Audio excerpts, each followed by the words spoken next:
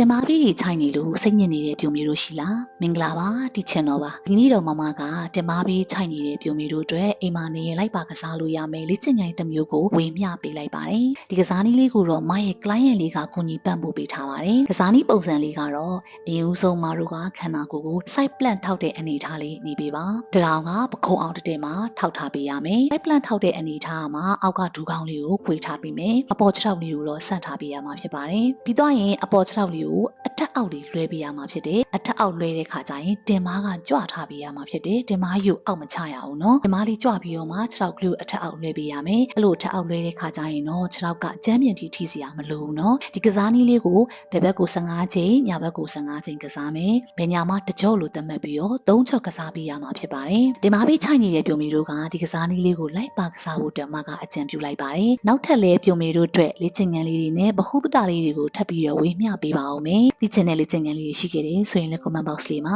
မောင်မိထားလို့ရတယ်နော်ဗီဒီယိုလေးကိုဆုံးထိအောင်ကြည့်ပေးလို့ကျေးဇူးများကြီးတင်ပါတယ်ကျမ်းမာလာပါခြင်းနဲ့အမျိုးသမီးတိုင်းအတွက်ဒီ channel ရှိရနော်